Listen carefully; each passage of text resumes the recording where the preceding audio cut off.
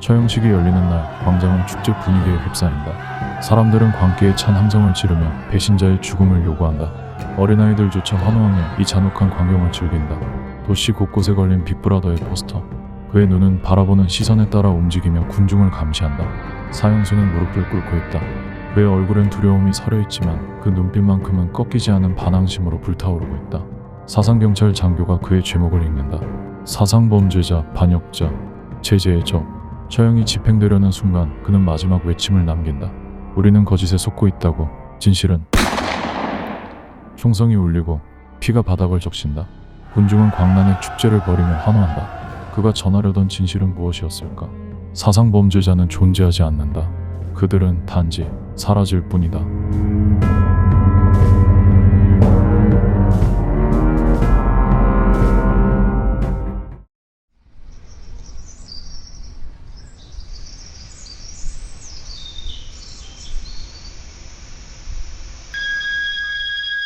모든 당원들은 기상하십시오. 빌어먹을 하루가 또 시작된다. 자, 여러분, 빅브라더를 위해 체조합시다. 윈스턴 스미스, 팔을 더 벌리세요. 집집마다 설치된 텔레스크린. 이 기계는 단순한 방송 장치가 아니다. 송신과 수신이 동시에 가능하며 모든 소리를 포착하고 움직임까지 감지되지만 끌 수는 없다. 언제 누가 보고 있는지 듣고 있는지는 알 수 없다. 그래서 사람들은 자신의 모든 말이 도청당하고 모든 동작이 감시당하고 있다고 믿으며 살아간다. 시간이 흐를수록 그 믿음은 습관이 된다. 이곳은 오세아니아에서 세 번째로 인구가 많은 런던. 검은 수염의 얼굴이 도시의 구석구석을 내려다보고 있다. 불편한 시선을 견디며 출근하는 것이 일상이 됐다. 내가 일하는 진실부는 1km 떨어진 거리에서도 보인다. 300m 하늘 높이 솟은 이 건물은 거대한 하얀 벽면 위로 당의 세 가지 슬로건을 새겨놓고 있다. 전쟁은 평화, 자유는 예속, 무지는 힘. 도시에는 비슷한 건물이 세 동 더 있다. 오세아니아를 통제하는 4개의 정부 총사, 보도, 연예, 교육 및 예술을 관장하는 진실부, 전쟁을 관장하는 평화부, 경제 문제를 책임지는 풍요부, 그리고 그 중에서도 법과 질서를 유지하는 애정부. 그곳은 무시무시한 곳이다. 이 건물에는 창문이 하나도 없다. 사람들은 오직 공적인 일로만 출입할 수 있다. 그러나 그곳을 나오는 사람은 없다. 여기서 법을 어기는 자는 단 하나의 길만이 주어진다. 사라지는 것. 진실부의 오전은 빠르게 흘러간다. 오전 11시가 되면 당원들은 영상실에 모여 이분 증오를 준비한다. 미리 자리를 잡은 나는 이 끔찍한 시간이 어서 지나가길 바라고 있었다. 그때 문으로 들어오는 두 사람. 한 명은 복도에서 자주 스쳐 지나갔던 여자. 이름도 모른다. 27쯤 되었을까. 처음 본 순간부터 싫었다. 나는 대부분의 여자들, 특히 젊고 아름다운 여자들이 싫다. 당의 광 쪽으로 충성하는 사람들, 당의 스파이들을 보면 거의 다 젊은 여자들이었다. 그녀는 그런 여자들보다 더 위험해 보였다. 언젠가 복도에서 서로 지나쳤을 때였다. 그녀가 곁눈질로 나를 슬쩍 쳐다본 순간 내 마음속을 훤히 꿰뚫어 본 것 같았다. 그녀는 사상경찰의 끈앞풀일지도 모른다. 또 다른 한 사람, 오브라이언, 높은 직위의 내부 당원이라는 것만 알고 있다. 하지만 나는 그가 충성스러운 당원이라고 믿지 않는다. 아니, 그렇게 희망하고 있다. 어쩌면 그는 나와 같은 생각을 하고 있는지도 모른다. 이번 증오가 시작됐다. 당원들이 소리를 지르기 시작한다. 증오는 점점 격렬해진다. 화면 속에 나온 인물은 골드스타인.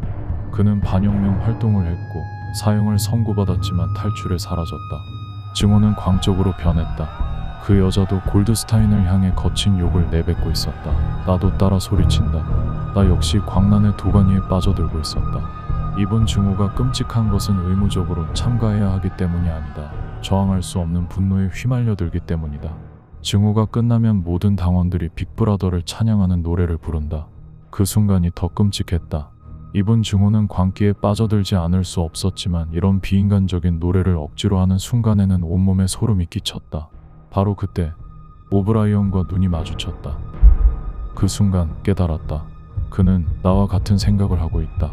그의 눈은 우리가 같은 편이라고, 무슨 생각을 하고 있는지 다 알고 있다고 말하는 것 같았다.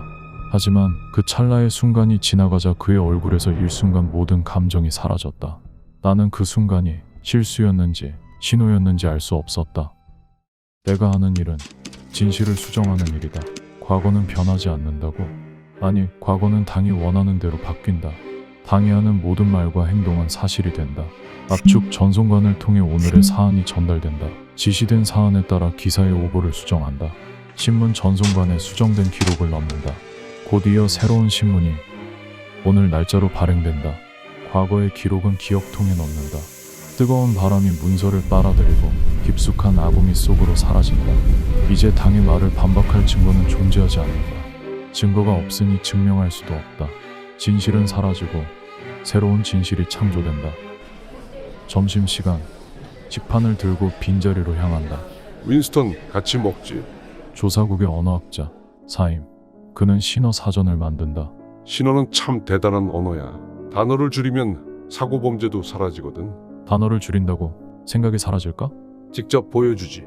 우리는 사고의 폭을 줄이고 있어. 예를 들면 좋은이라는 단어로 나쁜은 안 좋은이 되고 훌륭한은 더 좋은이 되는 거지. 이런 식으로 몇 개의 단어를 없앨 수 있는지 아나? 수천? 수만 개야. 불필요한 단어를 없애면 사상죄 자체가 불가능해지지. 결국 생각할 말이 사라지면 사상죄를 범할 수조차 없게 된다. 이건가? 그래, 맞아. 모든 개념은 하나의 단어로. 그 뜻은 엄격하게 제한될 거야. 진실은 조작되고 언어는 축소된다. 그리고 결국 생각할 자유마저 사라진다. 기나긴 하루였다. 오늘 있었던 일이 자꾸만 떠오른다. 오늘 일을 기록해야만 할 것 같다. 얼마 전 빈민가에 있는 골동품 가게에서 몰래 샀던 노트를 꺼낸다. 종이에 글을 쓴다는 것은 결단력이 필요한 중대 행위이다. 일기 쓰기는 발각될 경우 사형 아니면 강제노동 25년. 몸으로 잘 가리기만 하면 텔레스크린의 감시망은 벗어날 수 있을 것이다.